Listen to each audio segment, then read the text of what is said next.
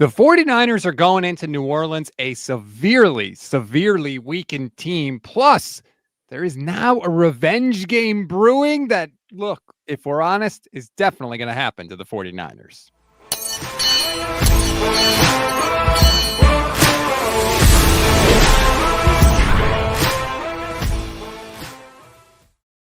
What is good, everybody? Welcome to another Gold Standard podcast. I'm Rob Stats Guerrera alongside Michelle Majuk. Michelle, it's Friday, and the 49ers have everyone hurt before they go into New Orleans. It is so annoying to go into week 2 and already being like, well, I'm not excited to watch this game. Because, do I still fully expect them to win? Yeah, but it's not going to be pretty. And if they don't win, I mean, I still think that we can't use the excuse of injuries, right? Because the Saints are so pathetic right now. Mac Jones should be better than Spencer Rattler. And I get everyone's hurt on offense, but it's still a better offense than the Saints. So figure it out. Before we get to breaking down the game and, of course, making our picks, and by the way, we were awesome last week when we made our picks, Michelle. I don't know if you saw this news, but guess what? Kicker update. Jake Moody has signed with the Chicago Bears practice squad. Now, normally you wouldn't have to care about such a thing, but a quick glance at the 49ers schedule shows the Chicago Bears in week 17. So we could be living in a world, Michelle, where, please, tell me you don't believe this could happen. The Niners are somehow in a close game with the Bears at the end of the season. They're all banged up and injured. They're trying to scramble to find a way into the playoffs, and Jake freaking Moody comes out and hits a kick late against the 49ers to beat them. It'll be for an NFL record too, like a 70-yard field goal, and he's going to hit it. I feel like it's going to happen. It's going to be maddening, but my God, if it happens, I will just rip my hair out. It is crazy how fast they cut him. What was the point of keeping him? And doing all that this summer just for them to get rid of him that fast. But I mean, I'm happy they made the decision. It's just he could have very much lost you the game in week 1, and you could have had a loss on the schedule just because you're trying to make something work that clearly wasn't going to work. And think of what we would be saying and how we would be feeling right now if the 49ers were 0-1 going into New Orleans with no Brock Purdy, no George Kittle, probably no Jauan Jennings, probably no Trent Williams, who hasn't practiced all week. We would be puckered up going into New Orleans oh my God, this is a must-win game. And Jake Moody did his damnedest to make it a must-win game, missing a 27-yard field goal in week 1. I couldn't believe when he missed that. Well, what's hilarious is I said out loud to my friend was over and to my wife, and I said, well, I can't wait to watch him miss this. As he was coming out, I didn't actually mean it.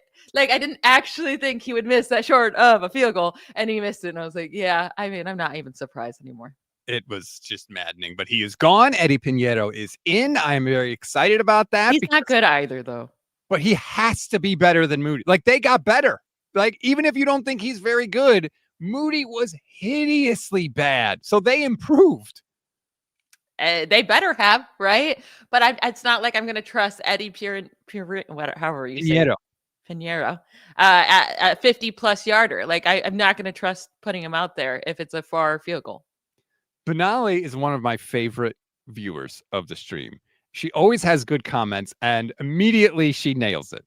Jake Moody doing the inverse Robbie Gold, LOL. Also, only Michelle's poster was a voodoo doll. Purdy did hurt his left shoulder. For anyone that didn't watch last week, Michelle has a Brock Purdy fat head behind her.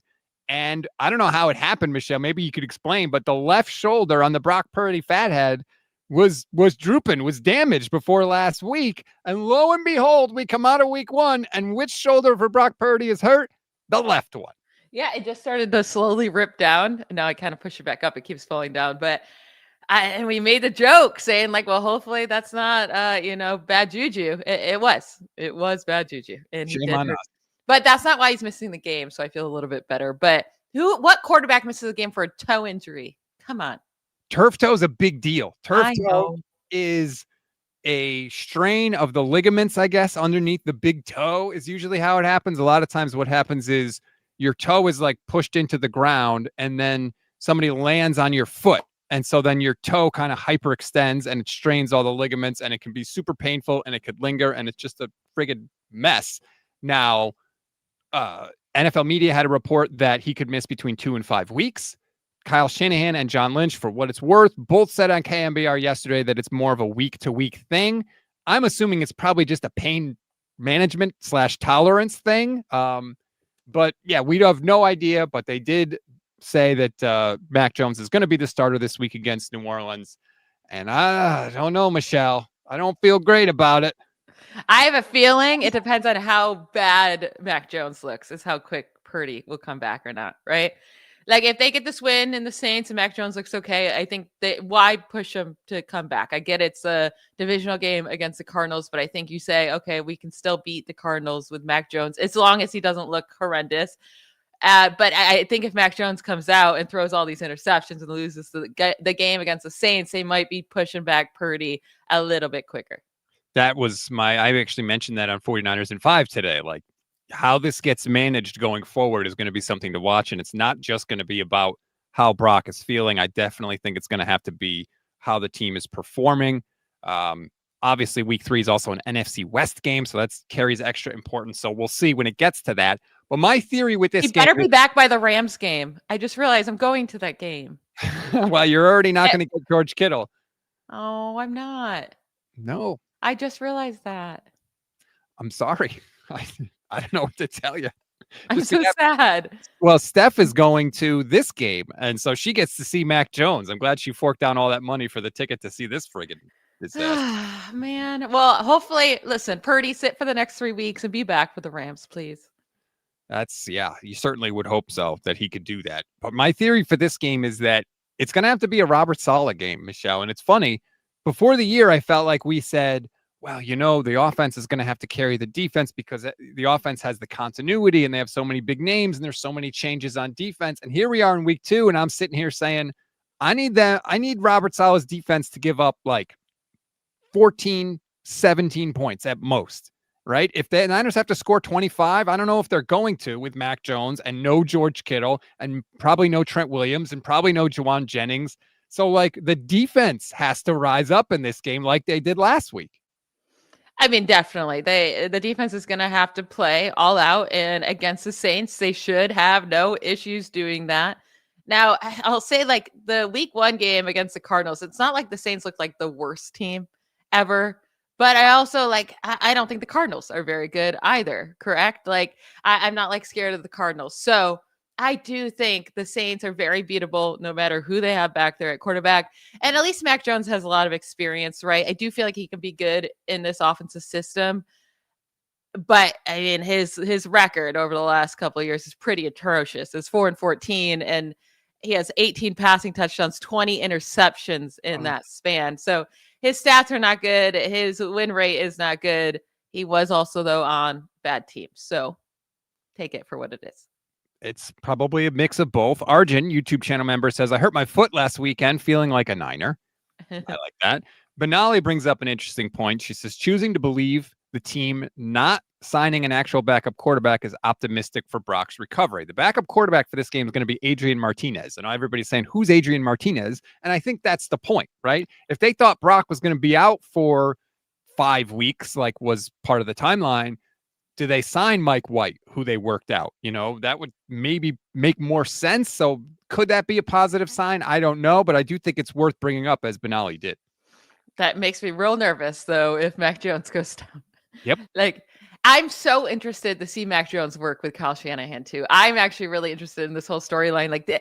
I would love to just know, did he actually want him, right? Did he want him and he got too worried about the media, right? And what they're saying, being like, you can't take Mac Jones over Trey Lance and all this stuff. I just would love to know it. I want to see how this would all work out. I don't think Jones is a bad player. We saw him in his rookie year, put together a fine rookie season. I think overall he could do well. He just makes some stupid decisions, been on really bad teams, been with bad coaches. So, do I think he's going to save the year if he has to start 5 games? No, but I do think he can beat the Saints, is what I'm saying. I think this is all part of Kyle Shanahan's diabolical plan to eventually get every member of the 2021 quarterback class on the roster. They've already had Trey Lance. Now they have Mac Jones. Maybe next year they go and sign Justin Fields. And we'll just rotate them all. We'll see eventually how all of them would have looked if they got in there. I mean, it's ridiculous. Your backup quarterback has to keep you in the game. He doesn't have to win you the game necessarily. He can't lose you the game. And I think it's very possible that Mac Jones can have a start in New Orleans with Kyle Shanahan and not lose them the game. The question is, who is going to win them the game? And I came to this realization this week, Michelle. I am done freaking out and clutching my pearls and gnashing my teeth about how many touches Christian McCaffrey gets. He's 29 years old. He's probably got 2 peak years left, if that. What are we saving him for? They can't get to where they want to go without Christian McCaffrey. So use him. If it takes 30 touches again this week, it takes 30 touches again this week. Sorry, but like I'm not sitting here clutching my pearls anymore. I'm done with that. And I think we saw last week, without 23, this offense doesn't move. Oh, no. I mean, he was everything to this offense last week, and they need to just lean on him again. That's what he's getting paid for. I get it. You're older. You're having these calf things, but if he goes down, this team's definitely done, right? Yeah. But they need Christian McCaffrey to show up in this game. Mac Jones needs to lean on him all the time, right? If you don't have anywhere to go, just throw it to CMC, get you just 4, 5, 6 chunk yards, right? Don't be taking no sacks. Don't. Just look for your man, Christian McCaffrey. It has to just be Ricky Pearsall and Christian McCaffrey in this game over and over and over again. Forever. And this is actually a really interesting test. And Andre says, we know Kyle's going to use him. CMC is always a part of Kyle's offense. This is an interesting test from a Ricky Pearsall perspective because, look, I've been the conductor of the Ricky Pearsall hype train all preseason. I've been saying he could be a number 1 wide receiver. I think he's really good. Well, here's a test, right? He's going to get all the attention. Double teams, bracket, everything.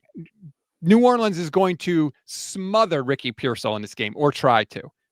What do you do, Ricky Pearsall? Can you still get open? Can you still get the football and help contribute to this offense? Because if you can, that means you can be a number 1 wide receiver because that's part of the gig. Every number 1 guy is getting double teamed. You can't just say, well, he was double teamed, so you can't expect him to do anything. No, that is not how it works. If you're going to be that guy, you got to be able to produce in this situation. So I'm really eager to see how Ricky does this week.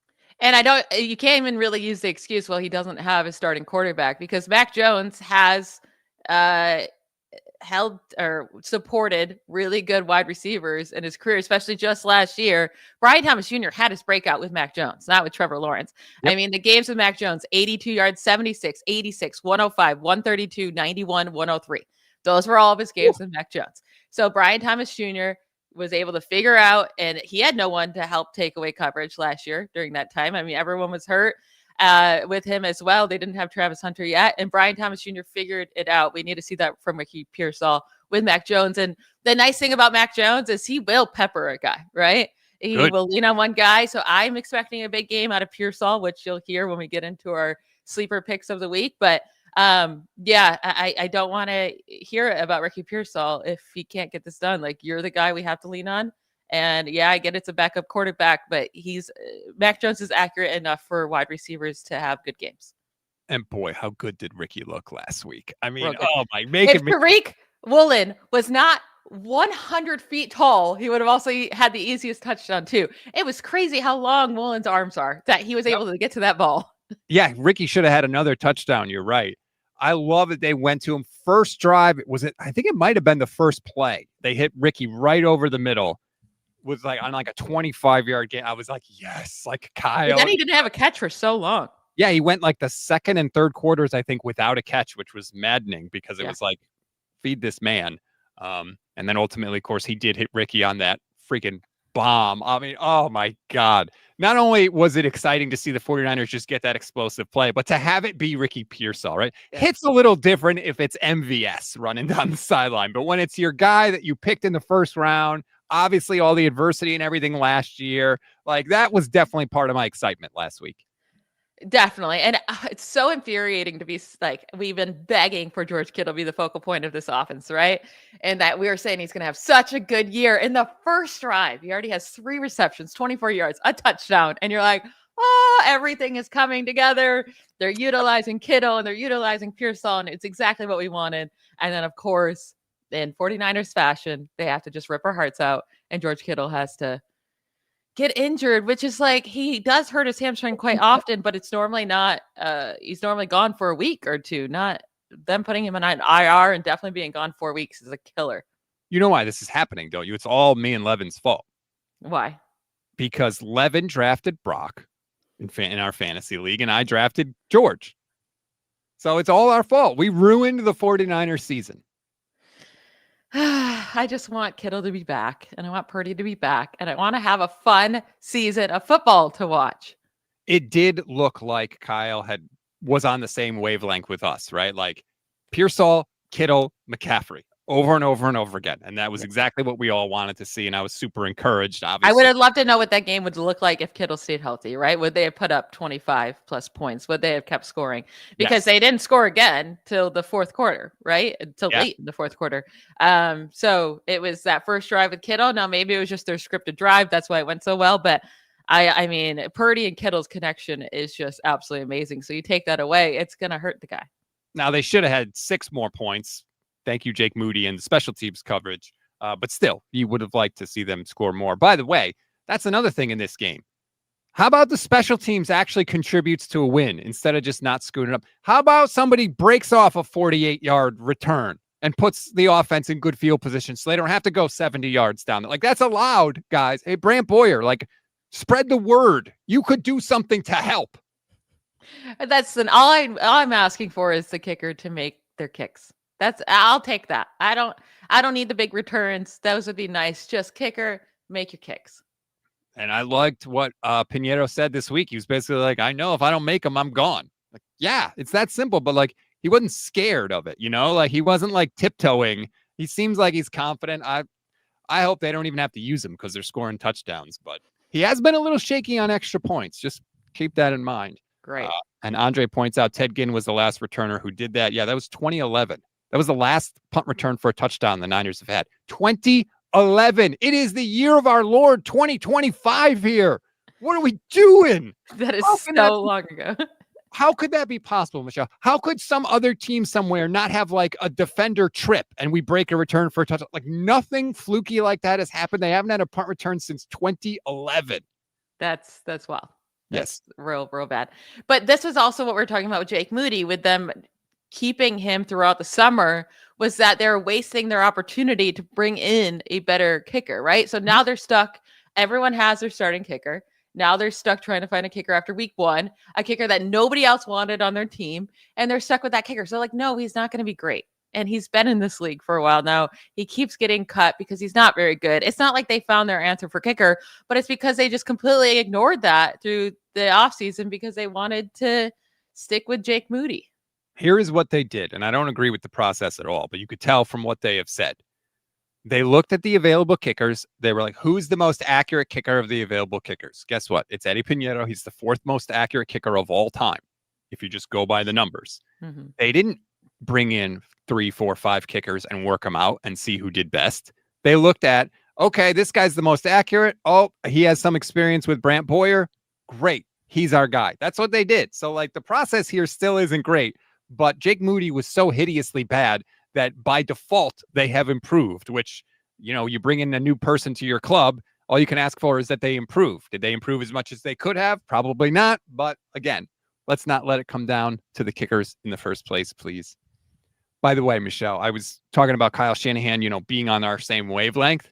He said something on KMBR that brought a huge smile to my face. So he was asked on KMBR if that pass to Jake Tonjes that was caught for the go-ahead touchdown had been incomplete, would you have gone for it on 4th down? Because that was 3rd down. He said, yes, he would have gone for it on 4th down.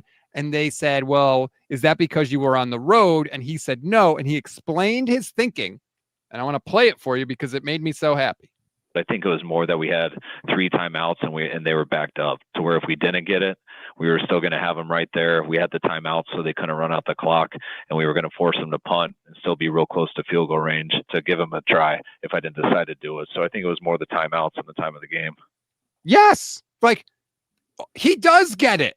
So why hasn't he applied this thinking to other 4th down situations? Like, yes, Kyle, that is exactly what I have been screaming, howling about since you got the job. Do you think he's seen the light? I think he's seen it with how once Jake Moody was so bad, he had to start thinking about it more, right? I think this forced him to start thinking about fourth downs more often, and he definitely looked more open to do that in this week 1 game, and then also him saying he was going to be willing to go for it there. Now, do you think that what do you think about that pass from Brock Purdy? Should that have been his 3rd interception and Tonjes just saved him, or was it a good pass? I heard 49ers beat writers describing it as Brock Purdy's pass to Reek Woolen intercepted by Jake Tonjes, and I kind of agree. Like, there's no question they got lucky. And Tonjes made a hell of a play. Credit to him. But is that the pass I want my quarterback to throw on 3rd down when you're only down 3 from the, what were they on the 5-yard line, whatever it happened to be? Like, that's super risky, like terrifyingly risky, but it worked. It worked. It was crazy because when it went up, I was like, well, that's going to be intercepted. And when Tonjes just grabbed it out of the air, that was crazy. And I was like, who did what? Right. I mean, yeah. So all of his, I think he had 3 receptions in this game, right? And those were all of his 3 first receptions in his career. First reception, never even had a target, I don't believe. Until I think he had 1 target in 2019. Yes, you're right. It was 1. Yeah, he had 1 target in 2019. I couldn't remember if it was 1 reception or 1 target, but yeah, that's a crazy ending for that kid. Now, I don't think that Tonjes is going to be good, in George Kittle's absence. Maybe. Like, who do you think gets more targets? Is it going to be Tonjes or Farrell? Yeah, that's a good. I don't know how they're going to use their tight end. Also, Kyle Juszczyk has been in the tight end meetings all summer. So, like, do they play Kyle Juszczyk as the tight end? I have no idea how they're going to deploy that. Or do they just go like 4 wide receivers the whole time? Right? What wide receivers? Well, okay. I was thinking about this, right? So you've got Pearsall, obviously. I don't think Jennings is going to play. He hasn't practiced all week. Who knows? And even if he plays, like, how long can he stay out there? A big unknown. MBS, Russell Gage, Sky Moore, Kendrick Bourne, who's now back in the building. Or do you go with Jacob Cowing or Jordan Watkins? They're on the roster too.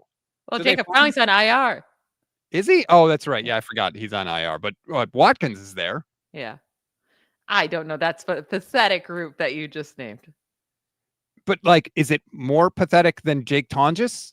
You know what? Like, the tight end room is not exactly stacked either. I would rather have Farrell or Tonjes out there, at least to have that size difference and some worry across the middle, than throwing out Sky Moore out on that field for all those snaps. No, thank you. Yeah, he has not impressed me in any shape. He's not a returner. Like, he had a fumble last week as a return. Like, no, I'm not a Sky Moore guy. Hyman on Twitch says Kendrick Bourne is Ben McCorkle's favorite target, which is true. They obviously have experience in their time together with the Patriots. Yeah. And Nick Bosa brought up an interesting point. He said, it's almost better that Mac Jones has to come in now because he got so much run in the preseason. So he's not like 10 weeks removed from having played. He's actually played fairly recently. Kyle Shanahan completely dismissed that notion when he was specifically asked about it on KMBR, but it makes sense to me. No, it does make sense. And then also, you talked about the Kendrick Bourne connection. He has a connection with Luke Farrell. They both played for the Jaguars last year. Both were backups too, so they probably had a ton of time in practice connecting. So, he has these connections with these guys. It's not exactly who we thought we'd be leaning on in week 2, Kendrick Bourne and Luke Farrell, right. But that's where we're at. Okay. Can I say a note about all these injuries for the 49ers? Yes. So much about winning Super Bowls, right? I feel like is about injury luck or just but the 49ers players have combined to miss 1,114 games since 2020. The Chiefs guys, the Chiefs players have combined to miss 582 games. Half. So nearly double. Yeah. Nearly double the 49ers games have been missed. It's unbelievable. It's not luck. It's a curse at this point. I mean, they played the first game of the year, Michelle, and they didn't just lose players. Starting quarterback, all-world tight end, all-world left tackle, number 2 wide receiver. Like, these are critical pieces. It's not Luke Farrell getting injured. No disrespect to Luke Farrell or Jake Tonjes, but, like, it's not even that guys are getting hurt. It's who is like, apply it to another team, right? What if the Eagles went into a game and it was like, oh, Lane Johnson's gone. Jalen Hurts is gone. Dallas Goedert's gone. Like, oh God, it's so frustrating. It really, really, really is. And they couldn't have gotten luckier with their opponent this week, right? And it's not to say they'll win. It is still a road game, and they are still, I mean, no one is, they're favored. Imagine being favored without your starting quarterback and starting left tackle, like you said, and your best receiving weapon on your team. That typically doesn't happen. But that's how bad the Saints are. So they still need to figure out how to pull out this win. Well, you know who's not bad, Michelle? Us at making picks. We absolutely crushed it last week. Of the 9 picks we gave out on this program, 7 of them hit, and we both predicted the 49ers would win. And we were absolutely on fire. By the way, Oscar Alfaro, thank you for the super chat, says the injuries are as simple as stretching and recovery. I don't know if it's that simple because the Niners do stretch, but appreciate the super chat nonetheless. But the picks we gave you that were correct: Brock, more than 12.5 rush yards. George Kittle, more than a half a receiving touchdown. Ricky Pearsall, more than 42.5 receiving yards. That was easy. Christian McCaffrey, more than 113.5 scrimmage yards. Ricky Pearsall, more than 3.5 catches. Ricky Pearsall, again, the receiving yards. And Brock Purdy, more than 1.5 passing touchdowns. 7 of 9 correct. Now, Darnold didn't throw a pick, so I got that wrong. And Christian McCaffrey did not have 72.5 rush yards. I think he had like 69 in the game. So those are the 2 that we missed, just to be totally transparent with everybody. But 7 of 9's pretty good. It is pretty good. Now, as we look to make our picks for this week, and thanks to Sleeper again for partnering with us, they didn't have a ton of 49er picks on the board. So I don't have as many as last week. But I'm going with this one. It didn't hit last week, or it wouldn't have if I had made it one of my official picks. But Christian McCaffrey, anytime touchdown. It's got to be him this week, Michelle. I'm going more than a half anytime touchdown for Christian McCaffrey, because if it's not him, the Niners just aren't going to score. Literally, like I don't know who else would be the scorer here. Maybe Pearsall if Mac Jones and him can connect. Because like I said, I went through Brian Thomas's numbers in the receiving game, right? In receiving yards. He also scored a ton of receiving touchdowns with Mac Jones as well. So maybe that's how they score, but I like this. But Christian McCaffrey's due. He needs to score. I mean, it's been since 2023 now. Like, come on. Right. I was stunned he didn't score last week. Yeah. So I feel comfortable with this. By the way, you could see on the screen right now, you just pick the game right on the Sleeper app. You could see more or less for the different categories. They have a ton of different statistical categories for you to choose from. It really is that simple. As I've said many times, I did not use Sleeper before this season. I had no idea it was this easy, but you can turn your football knowledge into real money with the Sleeper app. Just choose more or less from the predicted stats, and you can win up to 1,000 times your money if your picks win. But make sure you use our promo code GSP, and you'll get up to a $100 match on your first deposit. Terms and conditions apply. See Sleeper's terms of use for details. Currently operational in over 25 states. Check out Sleeper today. So I'm stealing the Christian McCaffrey bet, Michelle. You can claim it if you want, but I'm claiming it first. No, you can have it. I'll let you have it. Now, I'm going to steal the Ricky Pearsall one. And it's more than 55.5 receiving yards. He hit 108 last week. Again, I get it. Brock Purdy's not there. But Mac Jones has to throw to someone, right? He has to. And there's no one else to throw to be outside of Christian McCaffrey. So it should be Christian McCaffrey, Ricky Pearsall. Yes, the Saints can hone in on just focusing on stopping him. But I don't love the Saints defense. I don't think their secondary is that scary. Marshawn Lattimore's not even there anymore. So Pearsall should be fine. And I do fully expect him to have at least 70 receiving yards in this game. And what I liked about Pearsall is like, they don't just use him for like, oh, here's a 5-yard pass. Let me throw it to Ricky Pearsall. They're using him the way they used Ayuk in 2023. It's, 18, 20 yards down the field, gashing defenses for big plays. So it's not like Ricky Pearsall needs to have 15 catches to get, he only could get this on 3 catches. I mean, last week he had a 25-yarder right off the bat. He obviously caught the 40-yarder late in the game. He had a couple other catches, should have had a touchdown, as you pointed out, but they are feeding him. And I don't think that's going to change under Mac Jones, because like you said, they literally don't have any other options. Kyle's going to get him open. I would have stolen this one if you didn't steal it. So I'm slightly mad at you, but I understand it. Yeah. I figured you would. So I had to go with it first. Okay. Another one that I'm going to go with, and you see it on the screen, Mac Jones. More than 203.5 pass yards. Yeah, I was going to take that. whatever you think of Mac Jones, go look at Kyle Shanahan's backup quarterbacks and what he has done with them. He may not get them touchdowns because God knows they struggle in the red zone, but they rack up yards like nothing.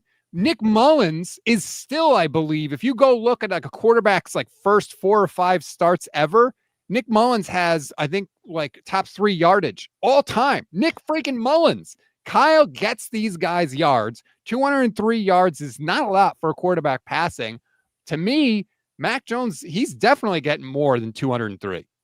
Yeah, when you're looking at his stats from last year when he was a starter with the Jaguars, he got it in 5 of his last 6 games of the season pretty easily. 235, 220, 294, 247. Then against the Titans that had the number 1 passing defense in the league just because no one has to pass on them, but 174 and then 225 against the Colts. So again, 5 of those last 6 games, he easily hit that over. The only worry is how much do they have to throw against the Saints, but they're still going to have to throw the ball. Christian McCaffrey should have 100 receiving yards in this game, right? So that's half of it right there. So I was going to take this more than as well. And just let me read off Nick Mullins' first 5 starts yardage-wise for the 49ers. 262, 250, 221, 414, 332.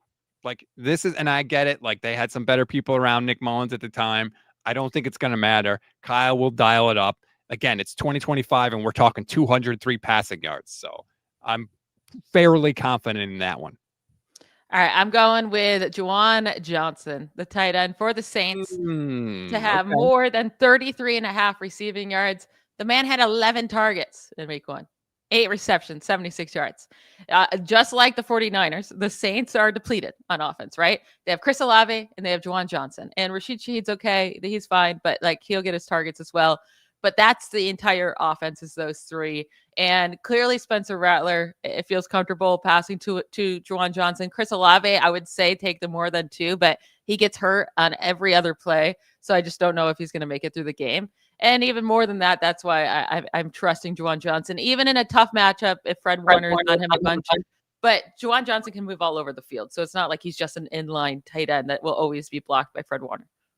Jauan Johnson is a solid contributor. I don't know that the Saints have a ton of guys, and I think it's going to be easier to throw on him than it will be to throw on any of their receivers. I love the 49ers secondary. I'm really confident in that. So I agree with you on that. I would take more than 33.5 receiving yards for that one. I'm going to go to a sneaky one, Michelle, and you may not be willing to come with me on this one, but I am going to go to anytime touchdown, and I'm going to go all the way down to Kyle Juszczyk, and I will take more than a half anytime touchdown for Kyle Juszczyk. Shanahan loves to get sneaky with the fullback, especially when he's down some weapons on offense, right? Juszczyk is one of the only, like, quote-unquote starter guys that's still there. He had a deep pass last week. He was wide open on that deep ball last week. If they get down to the red zone, I could see Kyle doing that quick little handoff to Juice when he's the up man, or if they are going to use him at tight end, maybe he gets him in the flat for like a cheapy touchdown or anything. But Kyle likes to rely on old 44. I'm going to take Kyle Juszczyk to get in the end zone this week. I don't mind that. I was looking for his receiving because I would like to take his receiving if it's in the teens, probably. Like he just needs a catch or 2. I would love that. The touchdown's just a little bit riskier, but I mean, I could definitely see that happening. Did you see Christian McCaffrey's receptions? It's more than 4.5. I would go more. Smash. Yeah. He had 9. He had 9 receptions last week. Like, again, who else is Mac Jones throwing to? It's going to be check down. So I definitely taking him to have more than 4.5 receptions. I think that he has to be their leading passing option. Like, because Pearsall might get some looks, but like McCaffrey's going to get the, oh crap, nobody's open looks. So 10 targets last week. And they're only going to rely on him more. So I'm on board with that. I think his value to them at this particular moment is probably greater as a receiver than it is as a runner. Now that could be another way that the Niners like, we're going to hand the ball off 50 times this week, Michelle. We'll hand it off to Christian McCaffrey. We'll give it to Brian Robinson. It was nice. They gave Brian Robinson a decent amount of work. They did in the rushing game. Yeah. McCaffrey was off the field for 25% of the plays last week, which is, I don't know how many times you could say that about Christian McCaffrey. Yeah. And Jordan James may be back this week. Maybe they're just like, we're going to hand it off 50 billion times. We're going to run the clock. We're going to shorten the game. We're going to rely on Robert Saleh. And maybe they try and do that. I don't know. I wouldn't hate it. No, but you still need to pass the ball at times too, right? Even if you want to run a ton, Yeah. he's still going to get his targets. Like I'm not worried about the 4.5 receptions. He's getting more than that. To me, the only way he doesn't get that is if he gets hurt, because again, one pass a quarter basically, except for one quarter. Or like maybe Spencer Rattler throws a pick 6 to start the game. They run a bunch. They go up. Like it could be that type of game script where they literally just run, because there's just no threat of the offense on the other side. That's how I could see this going sideways as well. Are you willing to jump on the interception train for either Mac Jones or Spencer Rattler? For Spencer Rattler, for sure. You seem down on Spencer Rattler. I mean, he threw what should have been the game-tying touchdown last week. No, he sucks. Robert Saleh was very complimentary of Spencer Rattler yesterday. Yeah, because you have to be. You have to be professional and talk up. They all lie. They all lie. You're saying you don't have to be professional? No. Spencer Rattler's not good. Hey, he hasn't won a game yet in the NFL. Let's hopefully it's not this weekend. That will be plastered all over the screen if it's tied and he's driving late or something like that is going to be a thing. And then, Kyle Shanahan lost to the guy. Yeah, not a single win in the NFL. It's yeah. Oh God. I don't love this. I don't love 2 straight games on the road. I don't love 2 straight games in super loud environments. This is as shaky a start to the season as the Niners could have hoped to get off to. And yet there's a very real chance they're 2-0 at the end of by 4 p.m. Eastern on Sunday. If they can make it 2-0 and Brock Purdy only misses another game or 2, I think they're okay, right? Because I still think even with Mac Jones, they can pull out a win against either the Cardinals or Jaguars, probably not both. And then the stretch gets hard, though. They need Brock Purdy back, and then hopefully George Kittle's back by week 6, that Tampa Bay game after the 4 weeks. Let's hope it's just a 4-week absence, because that stretch the Rams, Buccaneers, Falcons, Texans, those are all really solid teams that you're going to want your guys there for. I hope you didn't have any more picks because I just changed the screen. No, so I decided that there are no more picks. Yeah. That's the question for the 49ers, though. If Mac Jones is out, let's say he's out 4 games, is going 500 enough in those games? Is that good enough for you, or do they have to do better than that? Well, I guess it depends on what they do with these injuries, right? So if they lose the next 3 games, then they're going to have to do better than 50% against those teams. But I think if they can hold their own while they're out and they can beat the Rams and one of the Buccaneers or Falcons, I think they're good. Like if they lose to the Texans and AFC team, you can handle that. But they need to win that Rams game in particular. Like that's the one I'm really eyeing. And unfortunately, Kittle won't be back for that game. And the Rams want that game because they know how important it is also. It's just crazy to me that all this talk about Matthew Stafford and the epidural and all this stuff, and the 49ers are the team in the NFC West with the quarterback health issues. I never thought that's where we would be. Here's the schedule on the screen. New Orleans this week, Arizona, Jacksonville, the Rams. That Bucs game may be nuts, Michelle. That game could be Kittle's coming back. Brandon Ayuk's coming back. Malik Mustafa's coming back. Brock Purdy's coming back. It could be like the cavalry game. Yeah, Brock Purdy better be back well before then. But looking at the rest of the division, the Rams are likely to start 2-0 because they're already 1-0 and they get the Titans this week. The Seahawks could start 0-2, though. They get the Steelers this week in Pittsburgh. And then the Cardinals, they should also start 2-0 probably because they had such an easy start to the season, Saints and the Panthers. So we could be sitting here with 3 teams in the NFC West 2-0. I was talking about this with Dan Vians of the NFC West mixtape when we did our show. The Cardinals have a sneaky chance to control the division, right? Because they could win this week, and then they could potentially beat the 49ers, a weakened 49er team, and all of a sudden, Arizona's in the driver's seat, and you're like, what the hell? I thought they were the worst team. They're not going to do anything. I'm not worried about it. They barely could beat the Saints, so with all their healthy people. Yeah, Kyler woke up sick. I don't know how much that matters. Whatever. He stayed up too late, Strawberry Reacts asks a good question. Stayed up too late. He's playing video games. Strawberry Reacts says, hey, Rob, any idea why Mac Jones didn't speak at the presser yesterday? The quarterback always speaks to the media on Thursday, but yesterday was just the coordinators. I agree. I had the same thought. I think that they are just holding out just the tiniest bit of hope that Brock Purdy could play. And I think they were just waiting as long as possible.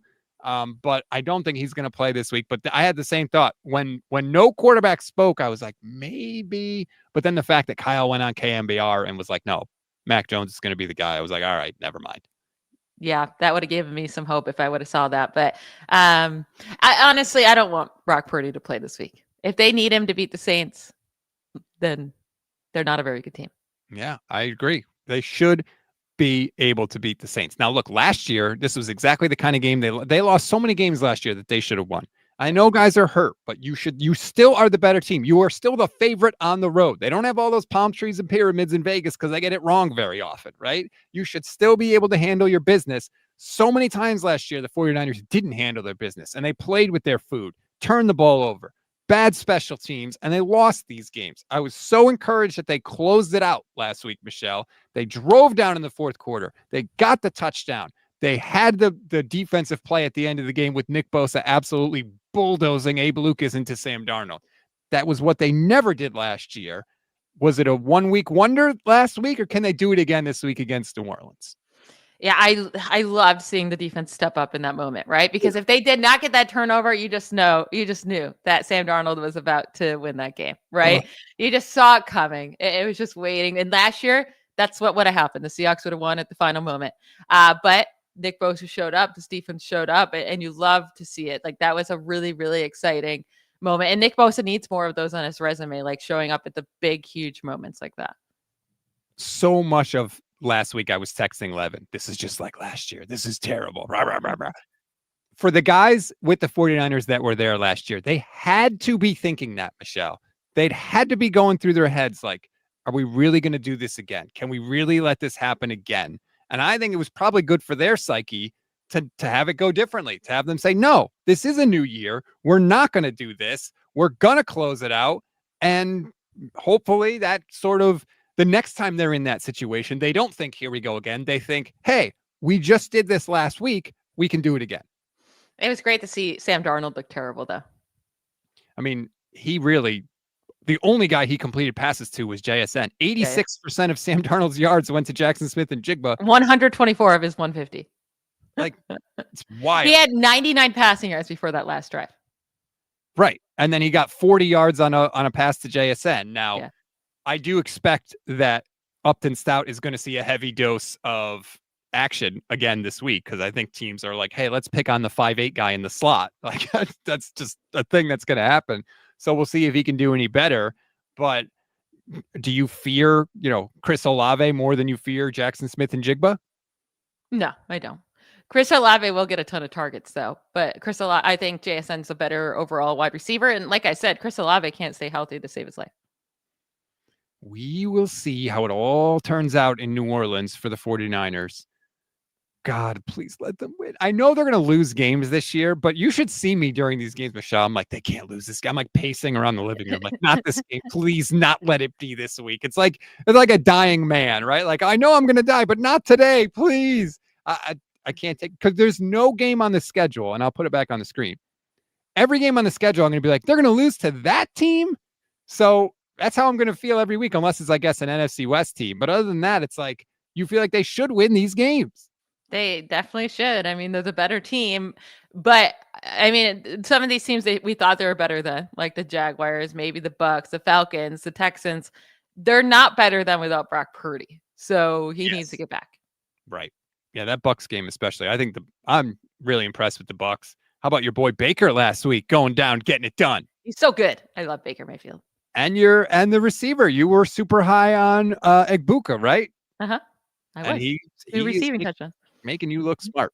That is for sure. So, all right, everybody, that's going to do it for this edition of the show. Like this video, subscribe to the channel. If this is your first time checking us out, this is what we do every Friday.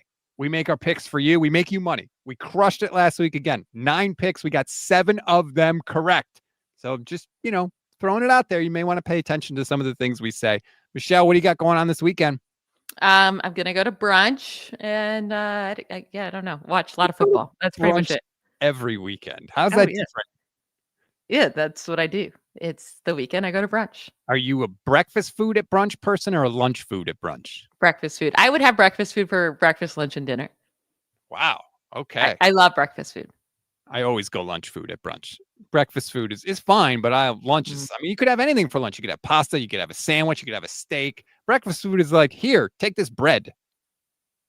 No, it's like eggs. Pancakes, waffles, it's all bread. I go salty. So I like the bacon, the sausage, the eggs, the And of Benedicts. course, you just want to have another mimosa. Oh, of why you course. go Yeah. breakfast. I mean, yeah, that's the difference between brunch and lunch. I would say lunch if I'm not going to go have mimosas.